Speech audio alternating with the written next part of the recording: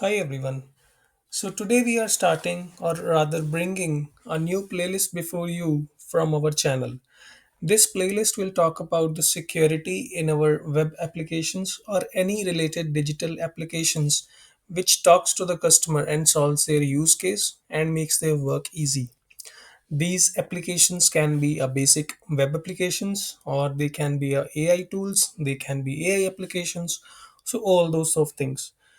Today's video is specifically targeted to the top vulnerability that is being presented by the OWASP project into the AI and LLM systems.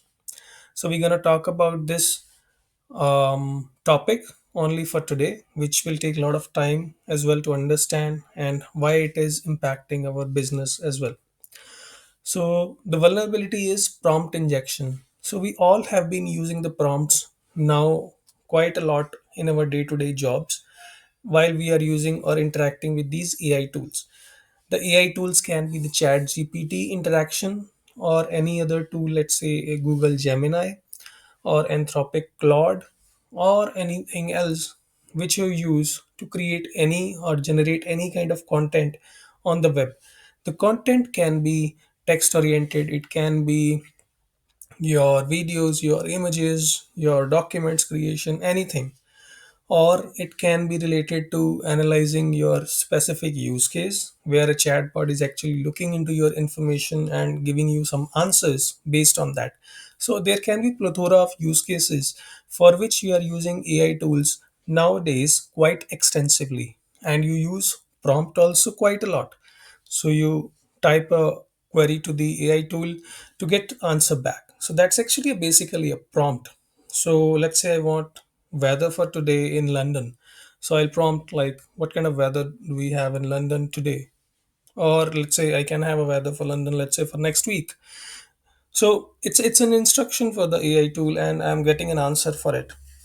So that's a prompt.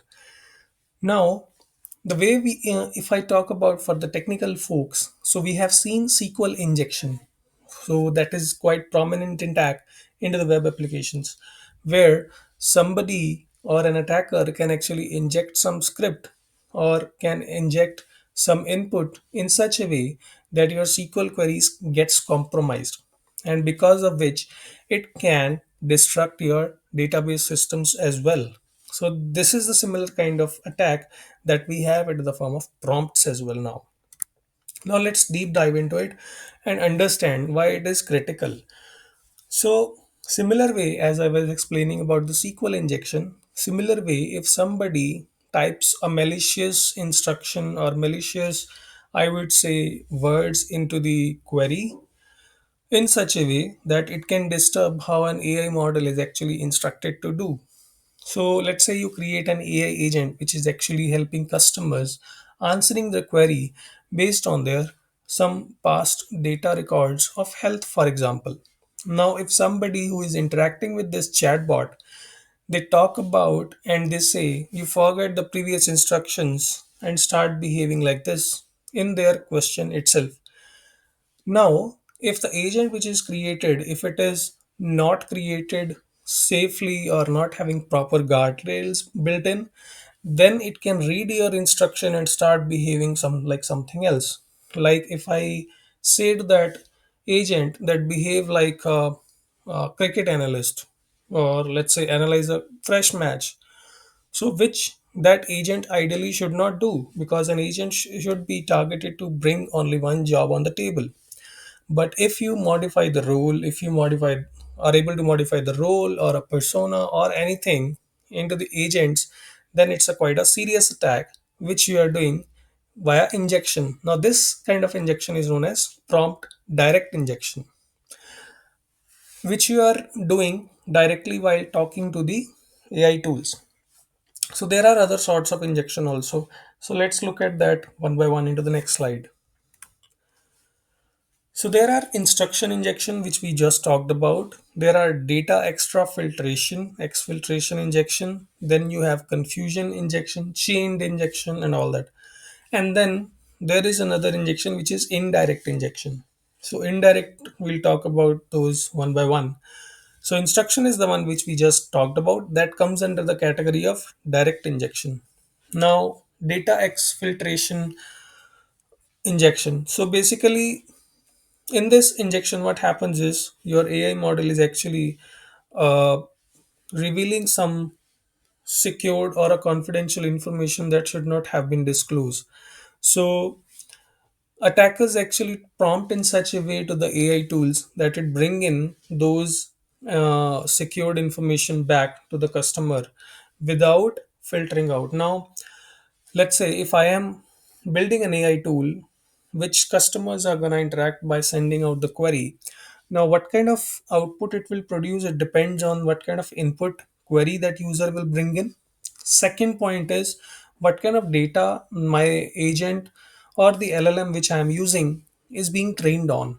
So let's say if it is trained on quite confidential data, and if I am using this agent for the financial queries or anything else, so then it is having a risk of bringing in the data of some confidential PII data kind of thing to the customer based on the query. Now, if that data comes out directly from the agent, so then before going to the customer or before going to the user, we'll have to do some filtration or kind of guardrails at that point of time before it goes to the user. So the user should not be able to see the confidential numbers which should not be disclosed to the user. Rather, the normal reply should be presented to the customer or the user. So this is another type of injection where a user can try and do a prompt injection in such a way to the AI tool that it can bring in some confidential information back as well. The third is the confusion and the chain injection are I would talk about them together. So let's say you are talking to an agent, it is actually doing some reasoning process. Now, if you prompt in such a way that it disrupts its reasoning, or let's say rather it confused by its reasoning process. So for example, if you're writing a big prompt and saying about, or you're talking to a reasoning model and you're saying I want this, these are the example how we can do it. Now in the examples we are actually misleading the AI agent to do something else, so based on which it actually don't think properly, or the AI agent model doesn't think properly because it reads your example and it wants to understand how you are thinking in your example, in similar way it wants to think. Okay, so initially, it was trained to be a good reasoner, but now, based on your example, it has been instructed to behave in something else way as well. Now, this can confuse the agents, and at the same time, it can chain different processes, because as you understand, your AI agent basically will read your instruction and will reason about them, and based on that, it will trigger different tools, or I would say different MCP server based tools as well. So that will trigger different chained injections in the further processes as well. Now, why it matters, why we are talking about all these things. So, why it is so critical that we are talking about this on a separate video. So, as you understand, as I talked about at the start, so prompt injection can leak confidential information. It can do the content manipulation, because if you try and change the AI agent's working and methodology and try to ask it to do something else, which it is not entitled to do, then you're actually manipulating and doing some kind of different frauds also. So you might have seen some examples online, like where a chatbot is actually selling you something which is of, let's say, 70,000 odd dollars in $1. So which means you are talking to a chatbot and you are trying to manipulate it to sell that thing to you in $1, and it says, the chatbot responds to that, let's it's sold to you in $1. So these kind of changes, or these kind of injections, when it happens in the real applications, it impacts the businesses obviously a lot. So then it erodes the trust in the critical systems, based on which people who are actually listening about these issues, they'll stop using these applications for the longer run. So it basically erodes the trust of the normal end user also. And the compliance violations is the another threat is there. So now we'll go to the defense techniques. What kind of defense techniques we can employ? So we can do the context isolation. We can have different validation of the user inputs into different sandbox environment just to understand what kind of output it brings.